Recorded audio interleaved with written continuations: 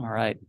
Hey, good afternoon or good morning to each of you. Thanks for joining us today for this call. Our topic for today is developing a recalibration strategy as a network. We've got a guest here who will lead us in that conversation. I'll let Alton introduce our guest here in a moment. Just want to kind of set the stage for this call. Some of you had participated in a previous call in which we heard from Dr. Gary Taitinger from the Pentecostal Assemblies of Canada. He's our colleague there, heads up the church vitalization effort in Canada. And he shared a little bit about some of the successes that they've seen in that Canadian context, primarily a secular Canadian context. And they were in the same boat as many evangelical denominations in terms of their percentages of growing churches versus plateaued and declining churches. Dr. Taitinger he says he spent a third of his life in churches between 30 and 60 people in that range, and then a third of his life, or I guess the other 2/3. I don't know how he accounts for where he's at now, but the other 2/3 of his life in a church that had grown from like 300 to 3,000, so larger church context. And then he got elected or called into a role of district oversight, where he kind of oversees the church health effort. And he shared how they went from 18% of churches growing in their district of 120 churches, saw that increase to 60% of their churches growing, which is really phenomenal growth. And I didn't get into much detail about how they calculated those declining and growing numbers Mike Clarence saw, but we might want to check their work. But all of that having been said, the results kind of speak for themselves there in terms of the turnaround. And he shared a couple of things that I think are kind of helpful in kicking us off today. The first is this image that he shared, which is an old British sailor's image of the captain lashing himself to the mast. By which he means there's kind of this, I'm going to go down with the ship. So if it goes down, I'm going down with it. So this kind of commitment to the mission that he, as the district leader, is modeling to all of the pastors. He said as he came into this role of district leadership, he said, the first thing I needed to discern was that biblically and providentially, God can not only turn a church around, but God can also turn movements around. And so from his seat in this district leadership role, he said, my challenge was to take what God had taught me in the local church context relative to developing ministry fruitfulness in a current secular Canadian context, and to stir that faith in a network of churches to reverse the trend of what he says is well-intended but largely flatlined network of congregations. So he says, after 6 years, we went from 18% of churches growing to 60% of our churches experiencing incremental growth. And one of the statements that he made at the end here, and I'll share this document in the chat. I transcribed what he said because it was so meaningful to me. He said, a proven training program for church turnaround, and they do use the Acts 2 journey in that district in the PAOC. He says a proven training program for church turnaround is merely the second most important thing in reversing the trend of decline in a movement. I'll let that sit for a second. And he said, the first and most important, the greatest determining factor is that someone in denominational governance sees the critical necessity of reversing the trend, believes God for a miracle, prays, consecrates, and uses their biblical authority to immediately bring it about, ties themselves to the mast, so to speak. Some leader, he says, needs to persistently and redundantly communicate that with all of their passion, governance authority, and budgetary influence until a majority of the churches begin to implement the truths of fruitfulness. Isn't that a great quote? So I thought I'd just share that to set the stage for today. I don't know that I did it as convincingly as Gary Taitinger, but we do have his words on video. So happy to share those with you. Again, I'll drop the transcription of this in the chat. It's really impactful. But with that, kind of setting the stage, I'll turn things over to our leader, Alton Garrison, and he'll introduce our guest for today. So, Alton. Thank you, Austin, and thank all of you for taking time today to meet with us. And we're excited about today. We're excited about what God has been doing and what he's going to do. Recently, I had the opportunity and the blessing to be with Aaron Hlavin, who is going to be our guest presenter today. He has been a pastor.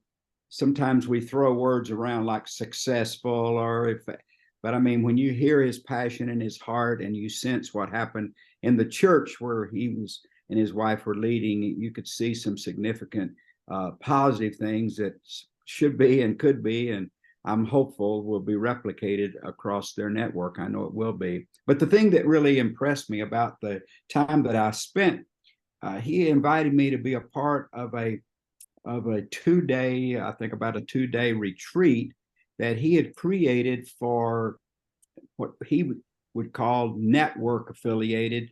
Other people may call them district affiliated churches.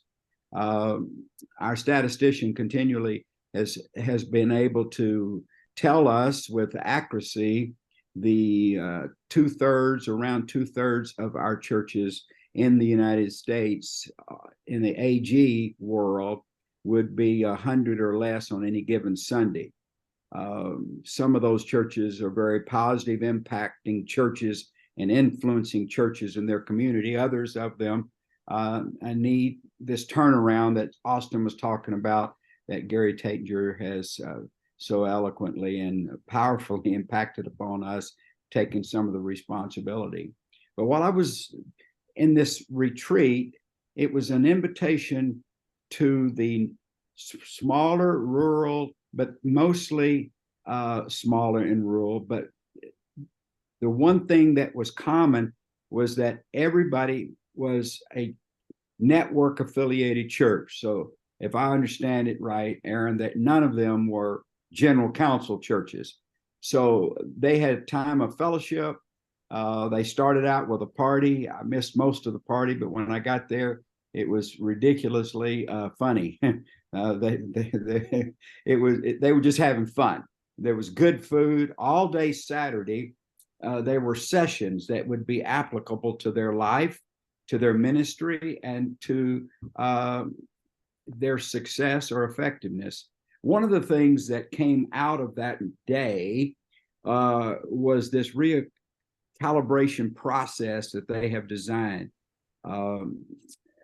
Almost all the material, I thought all the material was very, very important, and it would merit your at least looking at it, and so he can make that available if he wants to, or can.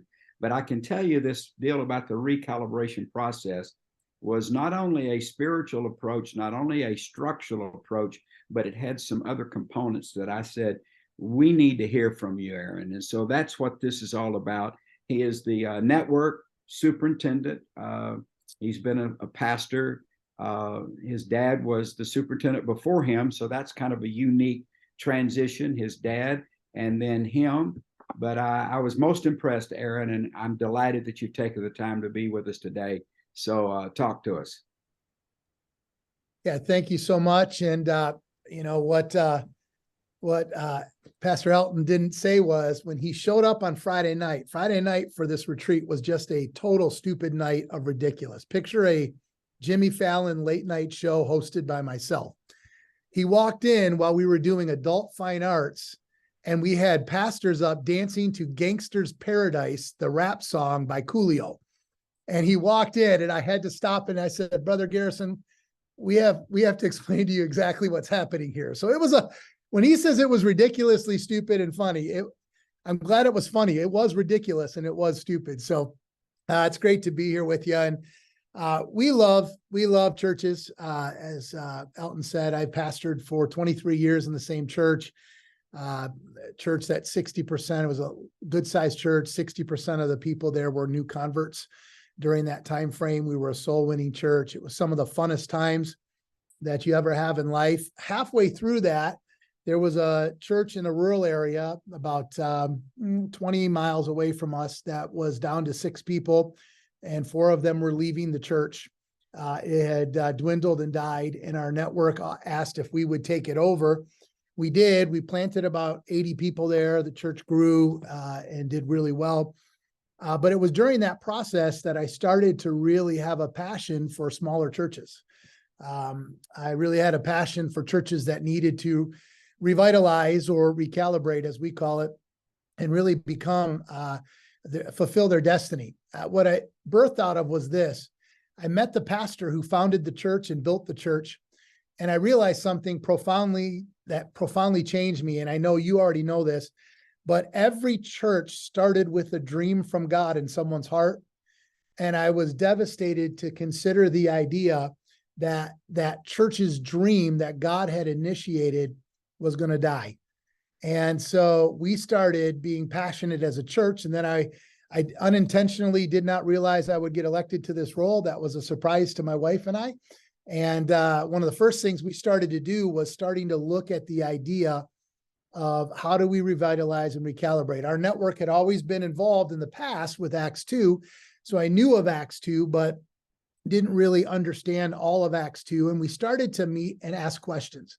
And Austin asked me to share a little bit how we got to this guide, and I'll walk you through a little bit of it, and I'll do that as brief as I can. I got some notes over here, so I might glance this way.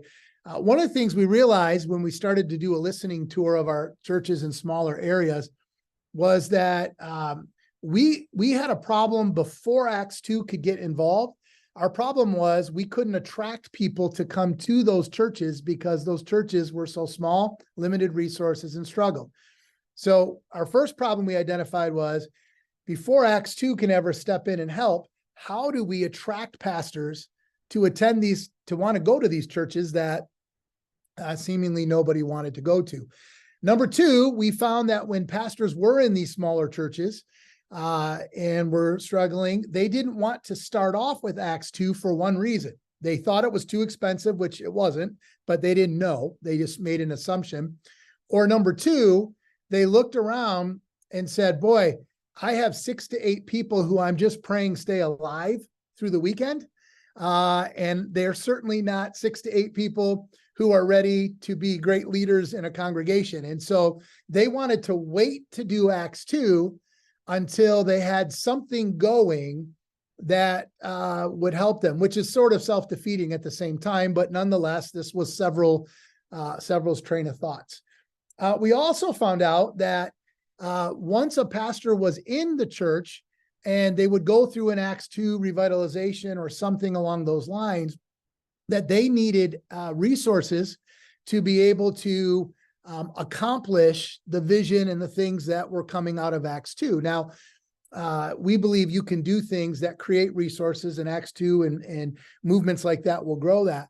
But one of the biggest problems was that several of our pastors who were going through in Acts 2 got to the end of it and said, boy, this is great. The people are sold, but I don't have any money to make any of this happen. And so we wanted to solve a funding problem that would help churches alleviate funds or processes that would allow them to use money for ministry and other things. And I'll tell you what we came up with in a little bit.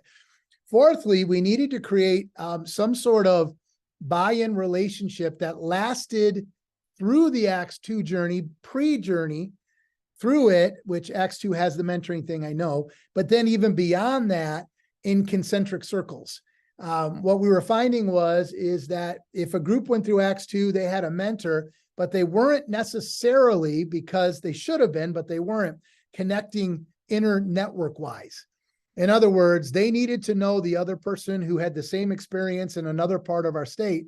And we wanted to create some processes that started that before the Acts 2 journey so that we could create some momentum. And I'll tell you how we came up with that.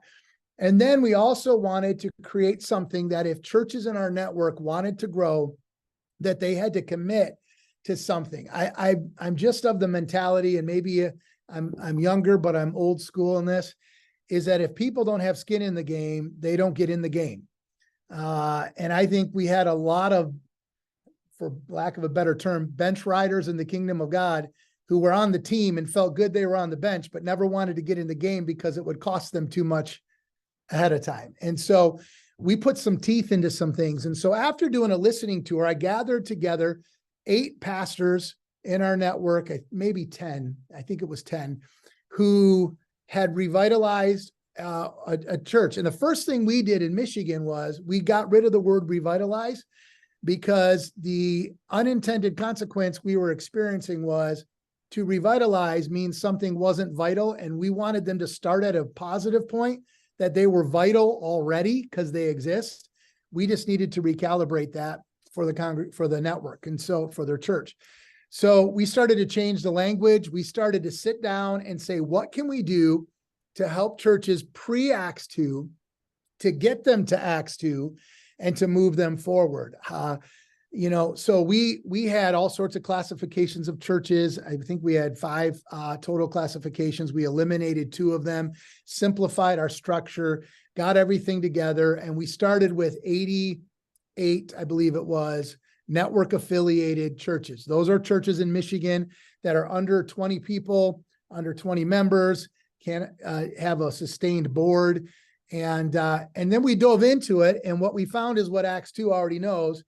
I believe the initial stat was 88% of our smaller network affiliated churches did not have an annual business meeting, a budget, did not have any boards, did not have any minutes of anything.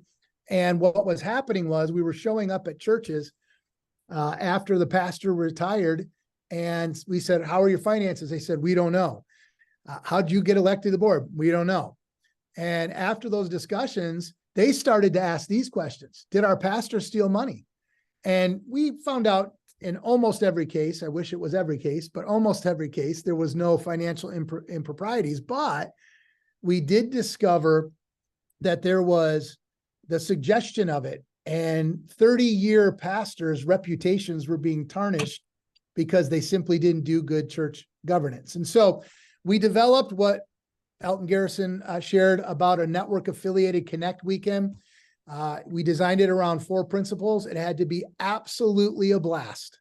And so Friday night and Saturday night, we just did stupid, dumb things that were fun and enjoyable. Number 2, it had to have some sort of benefit to help someone grow. So that led us down the journey of deciding what resources did we want to create for churches. So that's not part of this guide, but we created a suggested compensation guide for every church and told all the pastors, bring this to the board and tell them the superintendent asked them to deliver it. We wrote a letter, and we found out that boards were just being cheap and started giving raises and insurance and retirement to pastors all over our network because they just didn't know. We created tons of resources related to local church budgeting and guidance, and just started to really do that. So when they came to this weekend, they got a box. I think Elton, you got a box of it too. It was full of stuff. And so we made it meaningful and brought in trainers and communicators. And then Sunday, we wanted to give them a Sunday morning service where they didn't have to go to church. And we filled their pulpits with our retired, still cognitively capable pastors, and then gave them a bonus. Those same group of pastors have committed for free to not only come on our network affiliated Connect weekend annually and preach in the church, but also to provide 2 weeks vacation for every small church pastor, because I found out they were taking vacations Monday through Saturday, and we wanted them to have a Sunday morning real vacations. And so we started to resource that. And so, and Elton preached that Sunday morning, and it was perfect and amazing. And so through this, we started just kind of tangibly going through what can we do. We brought in Carl Vaders, did a Helping Small Church Thrive conference and all sorts of things like that. But then we wrote this booklet, and it's our Michigan Ministry Network Recalibration Guide. Austin is going to share the PDF of this. I am absolutely willing to give this to you. He just dropped it in the chat. Please do me a favor, though. It's going through final edit. It hasn't been formatted into the beauty that we want it to look like a real magazine. But certainly you're welcome to steal any idea and use it. The checklist at the back of the guide is the checklist we got permission to adapt and amend from church planning, CMN department they use for church planning, and amended that in there. But outside of that, this was written by those 10 pastors that I gathered together. And so we created a process, and then we had to go and pass a resolution at our network council. Anyone who knows what that's like is the vision is great, but passing the funding of it. And so we had $2.4 million in a closed church fund, or in a church fund that was only allowed to be used for church planting. So we proposed that 40% of any closed church goes into church planting, which was a huge change from 100%. 40% would go into recalibrating churches so we could stop closing churches by having funds to help them. And 20% would go to our camp projects, infrastructure, not operational. So everything was going into resourcing, recalibrating churches, church planting, and going into helping our camps. And so we created this guide. We published this before the vote. And I did a section council tour where I laid out the facts and the figures. We have not been closing tons of churches, but we have tons of churches that are hanging on by a thread. And we really want to be a part of saving those churches. So in Michigan, church planting and church recalibration are equal in status now. It used to be unbalanced. Church planting was the only thing that got the headlines. We've raised that. So we give awards every council, not based on size of churches, but based on health of churches. And so we have 20-person sized churches on our stage, welcoming, greeting, closing services. We've kind of decentralized the superintendent and created a cultural understanding that size of your church does not determine health of your church. And that was the overriding thing. And so Austin shared the recalibration guide in there. If you want to open it, I don't have it to share on my screen because I'm not good at that. So Austin, if you want to screen share it, you can. It's up to you, but I just wanted to walk you through it. But before we do that, I want you to know the heart of all of this is that we're not perfected in this. We're learning this. And the goal of our recalibration processes, you'll see here in a moment, are leading to an Acts 2 requirement. Anybody who receives any funding from our network is required to give back to that funding in a small way, never the full amount to be repaid. And then they're required to go through Acts 2 to be able to get us to that next level, because we know that Acts 2's importance is there. We're trying to get people to that point before it launches to a greater point. And so any questions thus far? I want to give you that opportunity, but if not, I'll walk you through the guide a little bit so you can see it and kind of get a feel for what we're talking about and go from there. Is there any questions thus far? Okay. All And right. if something occurs to you, just drop it in the chat. I'll monitor that, Aaron, so you can kind of work through the playbook here. Perfect. I can share that on the screen. Again, if you have any questions, just drop them in the chat. I'll monitor that. Thanks. Perfect. Yeah, if you want to share that, Austin, that's fine. On page 1 of the guide, other than the opening letter, you'll see we defined it as this way. Church recalibration or revitalization is the process of leading dying or rapidly declining churches back to a healthy state. Similar thing with Acts 2. And so we are connected to that. And we listed the terms there that you can see of what we call things, recalibration director. In fact, we've created a whole new team of recalibrators who serve as the official board for releasing of funds and such. And so if you go to page 4, you'll see that we started with these 2 premises that we were dealing with. Number 1, when we have a church and it does not have a pastor to lead it. And so we wrote this to try to inspire people to want to take these churches. We decided that waiting until a church was in trouble wasn't where we wanted to start. We wanted to start at the very beginning process and say, we need you to come pastor this church. And that's why we mentioned we need a spirit-led dreamer to come alongside of a congregation to rebuild a church. And we're creating a desirable pathway, and we need you. So we're designing it. The second part is we have a church and a pastor, but we don't have a team. Acts 2 journey requires, and I say requires, it's loose language, but the desired thing is you have a team that goes through it together. And we were literally discovering, in fact, I'll tell you one church example. just to be frank with you, and even though this is recorded, you can never repeat this. But we had an 89-year-old worship leader, and he was the youngest person in the church. And he referred to the older guys and ladies who are in their 90s as the old people. And I can tell you, we asked them if they wanted to go through revitalization, recalibration, and you've heard this before. Their statement was, no, because we are the true remnant of the Assemblies of God, holding to the 1960 and 70 traditions. And that's why our church isn't growing, is because everybody has sold out to the worldliness and, you know, all that stuff. We realized we needed to attract somebody different there, and Acts 2 wasn't going to work there. So how could we get somebody in to a church and help the pastor who does not have a team? And so we went through, you'll see this on page 5, the challenges of recalibrating a church. And this is the stuff we came up with. You can read this, but basically we describe what it is and how many leaders who recalibrate find previous experiences to not be successful. In other words, they may have tried stuff before and they've given up. Or we talk about how church congregations often want to succeed but tend to resist the change, or change can create concerns with the existing congregation. They feel threatened. It can be difficult for leaders to recalibrate because they don't really understand what they're doing. They don't understand the small steps.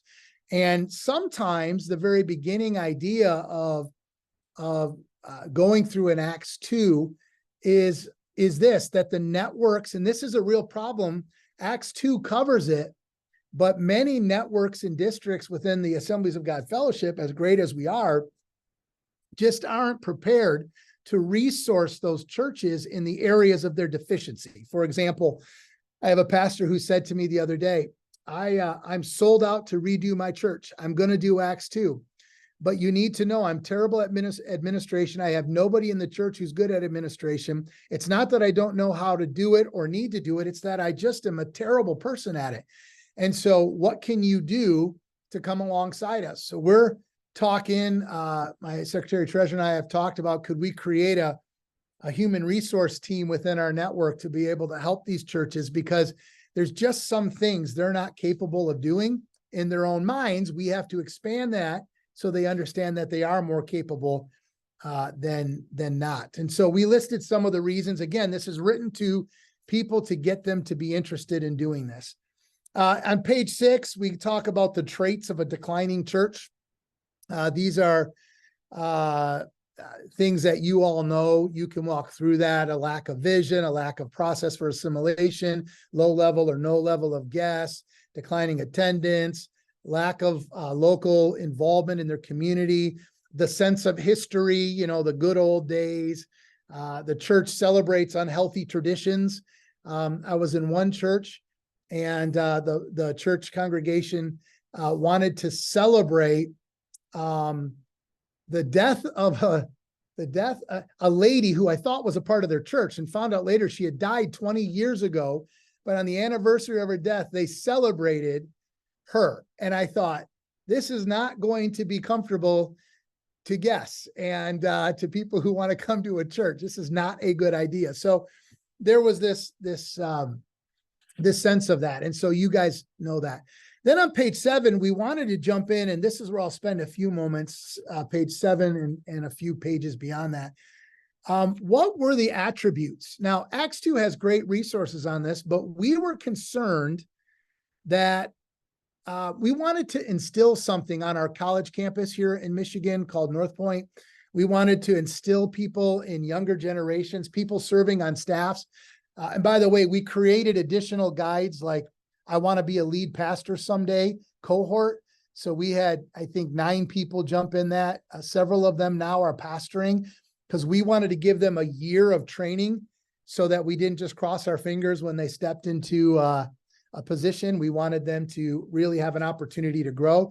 So we wanted to inspire, what are the necessary attributes of someone who wants to recalibrate a church? And the goal was to reach to staff pastors, youth pastors, kids pastors, worship pastors, associate pastors, not yet pastors, and say, if you have these qualities, we think you could be a recalibrator. So we talk about humility. We talk about who you are as a person. And I'll tell you, one of the things we found is if you start talking about an attribute of humility that's biblical, you start attracting the Gen Zs and millennials who are looking for the authentic and real. And so we talked about how pastors who are in those positions need to approach their church with humility, do SWOT analysis, be willing to acknowledge where you're at. We also designed this to inspire someone who's on staff who's leading a church to say, what do we do? Just got a call yesterday from a lady who leads a church, and she said, I read through this book and I'm at attribute number 1. I have humility. I'm willing to finally admit if something doesn't change, we're going to die. And she said, in fact, we're one death away from not being able to pay our bills. And so we said, this is where we got to get involved. So she read this and it inspired her. Number 2 is willingness. Am I willing to really be criticized? Am I willing to get on board? Am I willing to make a difference? Am I willing to have realistic timeframes? Am I willing to leave the church if it's something that needs to occur? And so we actually created some resourcing of funding through our network towards retirement. It's not a lot, but it starts to build in the idea of retirement. Then we talked about commitment. The commitment that's required within everyone. And you can read all this later on your own. And then partnership, talking about peer partnership, mentor partnership, team partnership, and the desire that people have to do this together. And then we talked about a pioneering spirit. This is where we've gained a lot of traction with a lot of kind of fiercely willing to step out of the norm kind of people. And sometimes those people threaten the norm and can be bulldogs, but we have found that those are the people who are willing to do the great and go to the non-great places to make them great and do something amazing. And so we talked about that pioneer, how to have faith, and someone who lives as self-motivated, who spreads hope in every connection that we have, as well as believes in the best for the future of a church. In other words, if you only talk about what's wrong with things in life, you won't have the energy to fix what's wrong. But if you have the positive outlook and you think about what's right in the world, you'll have the energy to fix what's wrong. And so we kind of took it from that standpoint. And so then we moved on to developing the strategy.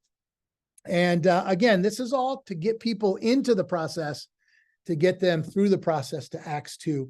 And so we talked about 4 parts: spirit-guided leadership, compelling vision, comprehensive strategy, and relentless implementation. And so we talk about spirit-guided leadership, positioning himself to hear what the Spirit says, to follow the Lord's lead, to be continuous and spirit-filled, to be spirit-formed.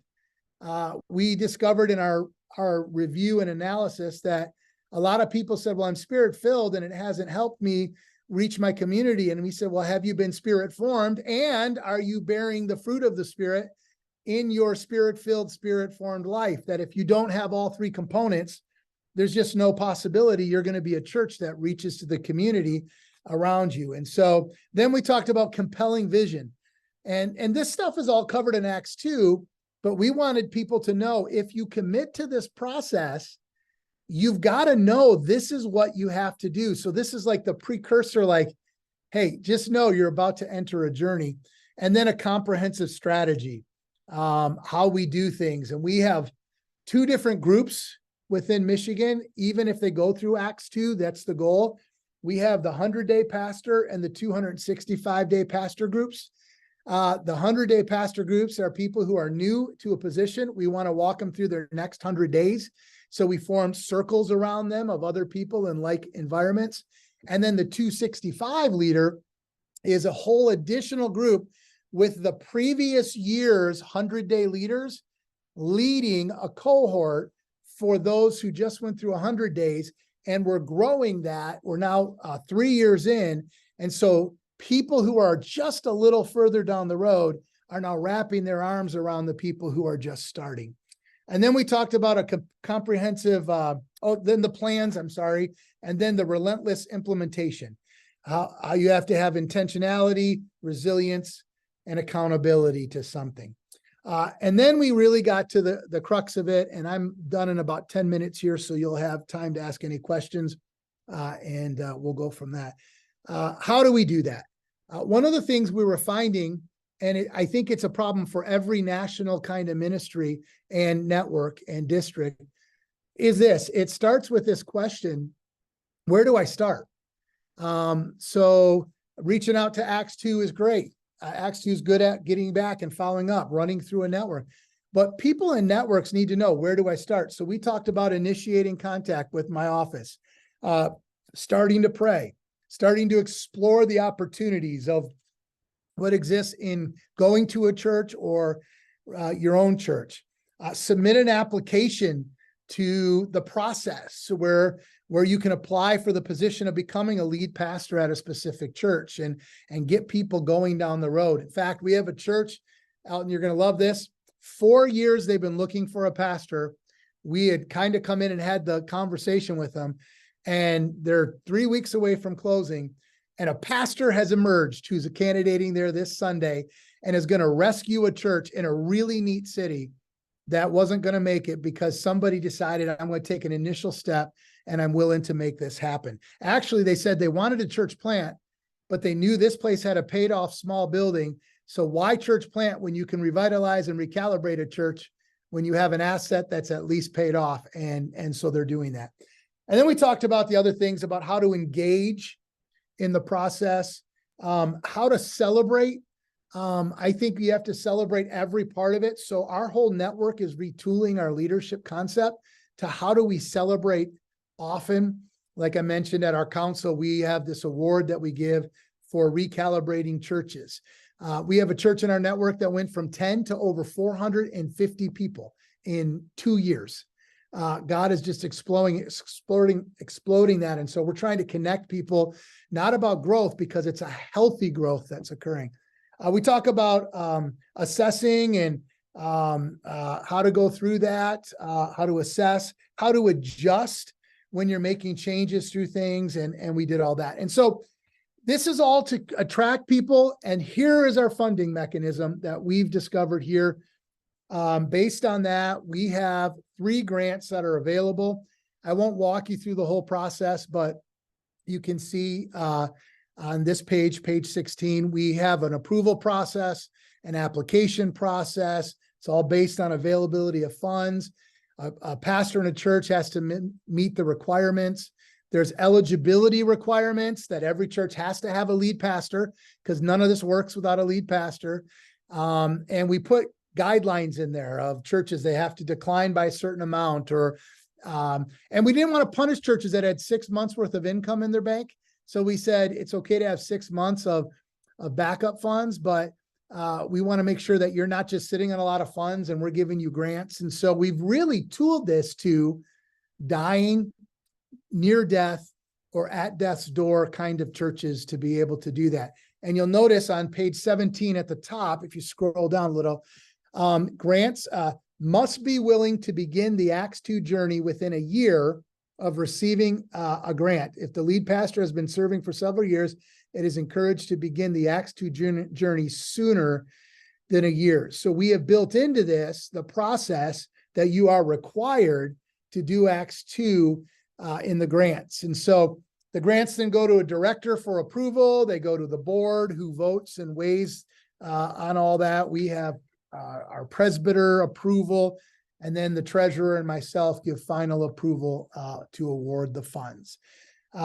You'll see if you scroll down, we have limitations that a church can only receive the funds once every one of these 3 grants, and you'll see those in a moment. Once every 10 years, a church cannot receive any one grant more than 2 times in a 20-year. In other words, they can't just keep applying every year. A pastor who leaves one church and goes to another church can only apply every 5 years. We didn't want to punish a church, but we don't want pastors to spend a year and leave, a year and leave, a year and leave.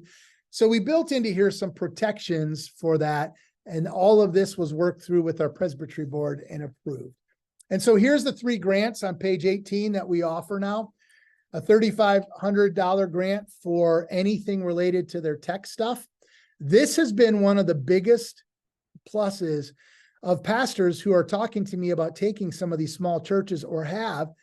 They say, so I can walk in and get an upgrade to the sound system, because some are using those 1970 Mackie channel boards. You've all seen them, and the brown speakers that look like they should have been in the basement of someone's house in the 70s. And so having these funds available is great. And now we've created a tech team that is willing to go to our network affiliated churches for cost of gas and food to install all of the equipment for them for free and train their people on how to do that. The second is a facility maintenance expense grant. This is a set amount. It can be used for office equipment, printers, copiers, ground maintenance, lawn care, snow removal, landscaping, all of these things. And the purpose of that is, if we can eliminate, I knew in our network, no one would want to start paying salaries out of this because that wouldn't go well. But we set this up where we can eliminate these other expenses, electrical, gas, all that stuff, so that they have funds to either compensate a pastor, but primarily to do ministry focused things. So we're eliminating to protect the asset of that church, but we're freeing up funds for usage. And then church building repair or updates. This is up to $10,000 that a church can get to be able to run straight ahead and fix a HVAC unit, a roof that's leaking. In fact, we have a church, the one I mentioned that just found a pastor. They have a lot of repairs for some roof damage, and they're going to submit a grant, and we're going to get the roof fixed. So now this new pastor will not have the roof issue. He'll be able to get a sound upgrade, and he's going to be able to fix their parking lot because they're going to have funds that are going to be taken care of on the other things. It's about $22,000 in grants.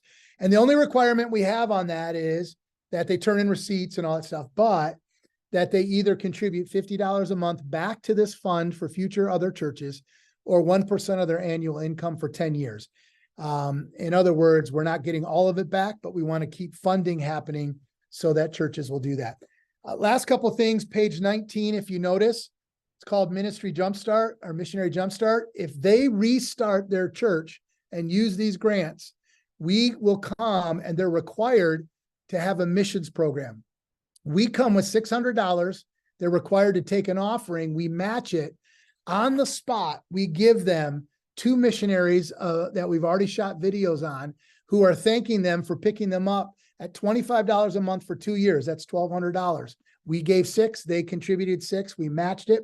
And then we asked them to do faith missions commitments and to pick up 2 more missionaries next year and start the process of becoming a missions-minded church. And we have that on our website that maybe you can get.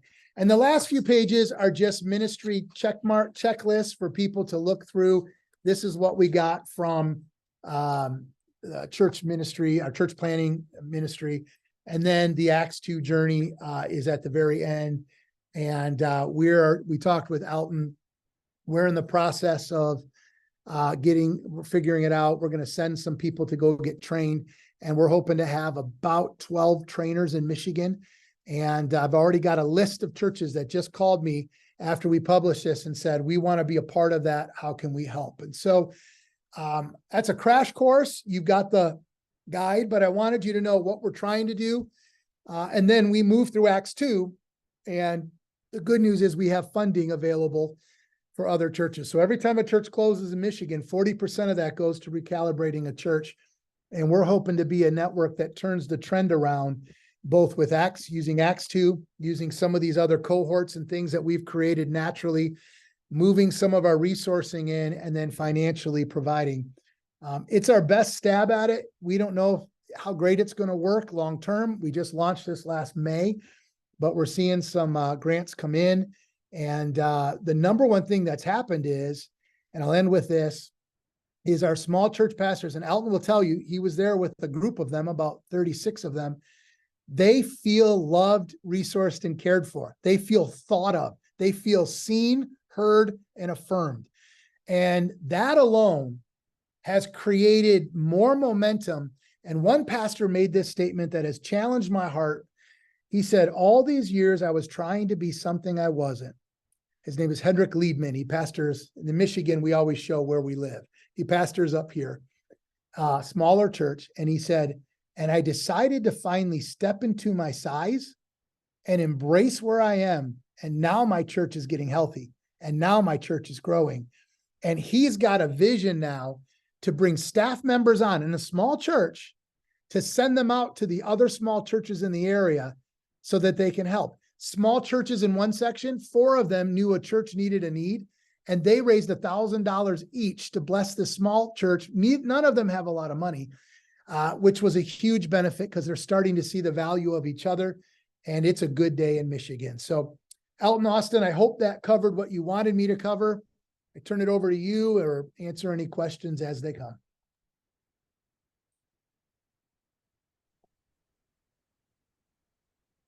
Thanks for sharing, Aaron. This is great. Great stuff. I've only got one specific question. I'm sure that several of you are processing this information, but the question that came up was, can churches receive all 3 grants, or do you limit them to one type of grant? No, they can receive all 3, but they can apply for 1 or 2 or 3, and they don't have to apply for the full amount. So one church said, I just need to get an online camera that's good, and they're going to apply for, I think, 1,500 of the tech grant. And so that they can do whatever they want. One church is applying for all of it and they need it. One church is applying for half of it. Let me give you a great example though. One church up north, their insurance company wouldn't pay for a roof leak and they had mold. So their board filled out the form, said, can we approve that? And they were able to. I don't know how this happened. Because we were able to commit, we would pay the $10,000 for the building repair. The bank gave them approval to get the other amount of money based on the promissory idea that we're going to give them $10,000, which was a miracle. And that pastor, weeping with tears, said, we can now restore the youth room because for the first time, we have 3 teenagers coming, and now we have a place for them because this grant thing existed. So it was a really cool win and a wonderful moment for one of our pastors. Another question here from Bobby Basham. If they apply for a partial grant, find they need more, can they come back and apply for the balance up to the limit? Yes, they can. They can apply up to the limit. You just can't pass the limit in those timeframes that we set, but yes, they can. And they probably will. You know how it goes. I bought this piece of equipment. Now it doesn't work with this piece of equipment. And our recalibration board meets once every quarter. So churches know, hey, unless it's an emergency, we can do emergency meetings, but we meet once a quarter. So we meet, I think, 4 times a year, actually. I forget when they are. January is the first one. And so they have to wait in the meantime. But the other benefit is our presbyters go to the building and they have an application. You can see that on our website under recalibration. They have to fill out an application too. And the presbyter walks the building through to make sure prioritizing things are going well. So there's a lot of support, and we're seeing that presbyters are starting to build relationships with pastors that they didn't exist before. Because here's the secret. If we're giving them money, suddenly those pastors who don't want to know the network suddenly care about us in the network. And so now we're starting to build relationships, and it's a subtle way to start making that occur. I just dropped your website in the chat. So if you're curious about what Aaron was just referring to, there's the link. Hey, Aaron, a follow-up question I have. Yeah. I could imagine a scenario in which some churches know that they need tech help, but they don't know exactly what that looks like. Yeah.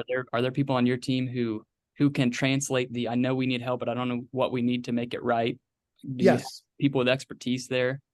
The same team who does the install is the team that churches are getting to order stuff through. It's a guy named Brett in our network. One of the things Brett is working on is different levels of suggested things. So if your budget is this, and they can get grants, but this is for all of our churches. If your budget's this, or if this way, here's the materials you get. And so what we're finding is when it's a tech thing, they are required, when we give the grant, they're required to go through our guy because we've set up a national account where we think we're going to be getting a bigger discount. and then they come and help with the install if needed. So yeah, we're providing what they need support as well as the back end of it. And again, the grants just went live, I think November 1st. And so we're just now starting to get the grants in. So we're testing this process. So we may have to fine tune it, but yeah, we're helping them on the front end. Everything we do in our small churches has to be about them, and never can it ever feel about us. And so Elton will tell you, those network affiliated pastor weekend, they left with books, gifts.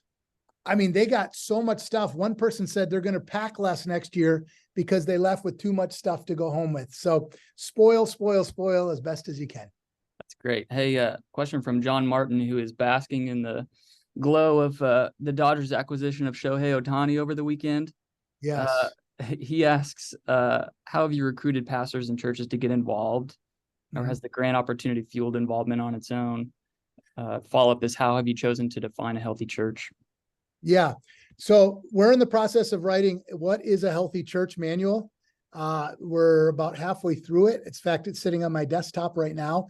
I've got a group of about 8 pastors, because we always say healthy church, so we need to define it. And I know Acts 2 does that. And so we're trying to work on that.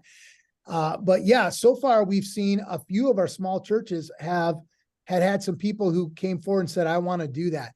What we're finding mostly is a bunch of churches that are larger and healthier are wanting to help those smaller churches. Not all want to pack them, but a lot of them want to just help them financially. So I just talked to a guy today who said, could I pay the salary of a pastor for a year at one of those small churches and send them? So yes, it is starting to stir up some sense of that. And it's starting to stir up some people saying, I'm willing to take a chance.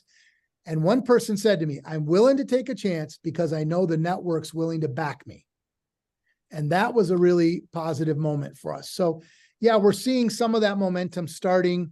Hopefully it'll start snowballing and grow in a bigger way.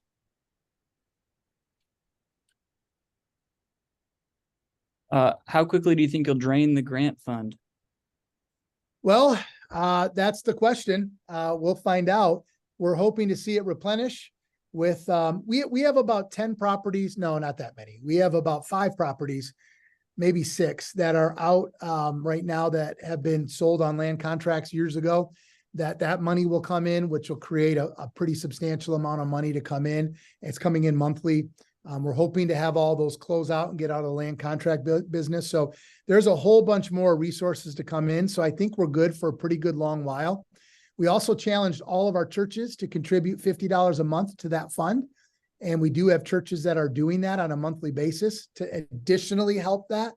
And then eventually my gut feeling will be that our network will just have to put some of our general fund money into that.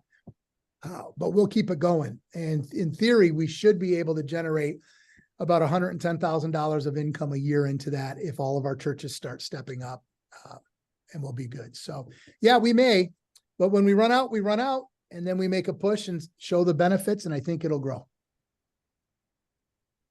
I think you'll find out, Aaron, that you will have people who want to step up and become an investor. Yeah. Many years ago, it's been a long time, but when I was the district superintendent in Arkansas, we did 2 things, like similar, different. Obviously, we weren't quite that organized, but we had what I call a district resource fund, which is basically I kind of helped with a group determine what needs were. And I remember, I think I was only there 4 years, but we had $120-something thousand just donated because I got into that. Then we had a deal called Seeds and Needs. Mm-hmm. So you could say we want to plant a seed, and we give equipment. They would give vans. They would, and then if you had a need, you put your need in the on the web in that particular area, and so you find that people really start having a feeling of benevolence and investment, and they get moved spiritually. I mean, I still remember one pastor came in and laid a $10,000 check on my desk and said, if you're going to really help these guys, I want to help. I want to get involved. And so I think you're stirring up something that's really, none of us, wisdom is going to pass from face to earth when we die.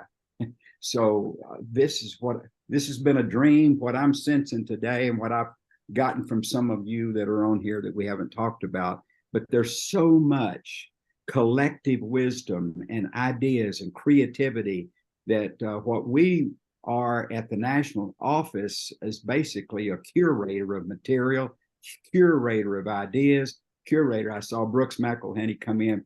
I was just looking at all, thinking about all of those things, Aaron, that when we were in that meeting during the day, he shared everything from budgeting to, I mean, when I became superintendent, there were no files. Right. They had one little deal that one guy wrote a small little booklet. His name was Brother Cole, from David Cole's dad out on the West Coast. And I was going, you know, I'm just not the person that can create everything. So, and this is so exciting to see. And thank you for sharing with us today, because I was there, I was moved. That's the reason I wanted you to come as quickly as you could and talk to the rest of us, because, and I think this is a wonderful day. It was a wonderful time. I didn't get to see Brooks McElhenney in that red suit or whatever they, but it wasn't a devil's suit, was it? No. Hey, Aaron, one last question I see here. The resource pack that you put together for pastors at that network affiliated churches weekend, do you have a list of what you included? I can go off the top of my head. So we put in we have a network affiliated church guide that helps them.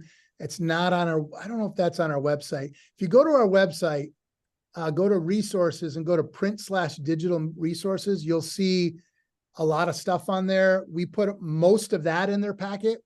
And then we gave them, I think, 6 books. One of them was written by a guy named Jim Wiegand. He's in our network, called Why is Greater Than What. In other words, it's not what you do, it's why you do what you do. We put Linda Seiler's book, Transformation, to talk about how to handle LGBTQ issues. We put a mental health book called From the Shadows by a guy named David Barringer, that talks about his own journey in ministry through depression and mental health. We had him there to speak, and so he spoke at that event as well. There were a few other books we put in there. How's Your Soul by Judah Smith, I think, was in there. Some other books in there. And then Brooks put in some financial resources on how to do things with financial help. Oh, we put a book, Recalibration by Troy Jones, in there so people could have that. And then the other resources were provided by what we have a thing called Go Serve. And they gave just boxes of things that churches and people use, Lysol wipes and chairs and grills, and I don't remember what else was there. Bomba socks. Snowblower. Snowblower. Yeah. I mean, we gave like big stuff. I mean, it was like, and they could just take it. And so we did some of that stuff too. And then they won prizes. Some of them were dumb. Some of them were real. Some of them were good. So we kind of just thought of anything we could do to make them feel special, mental, emotional, spiritual health, and anything that was practical that would help alleviate the pressure of what they have to do. Thanks. And we provide financial software for our small churches as well right now. There's a scale, but we provide it so that our network office, Brooks, who's on this call, has the ability to help churches that are struggling financially with their software and help them fix things. So that was part of what we've also presented, even though we started that about a year ago. It's great. We're at an hour here, so I want to be respectful of everybody's time. There may have been a question or two that we did not get to address. I can shoot those to Aaron after our call and follow up. But Aaron, thank you so much for your time. My goodness, I feel like I just drank out of a fire hose. But this is really, really good stuff, and hopefully spurs some ideas for many of you who are maybe in a similar place looking for an on-ramp to for churches to participate in the Acts 2 journey, and just a way to create a culture in your network of, well, I guess that's the title of the call, right? Developing a culture of recalibration in a network. So thanks, Aaron. Thanks everybody for your time. Again, this call has been recorded. I'll make the recording available to all of our team. Alton, any closing thoughts here? I'm excited. Thank you, Aaron. I tell you, you're doing a great job, and I loved being there. It was a time. he's not overstating at all how these friends felt loved and affirmed. I mean, it was palpable. Thanks, everybody. Have a great afternoon.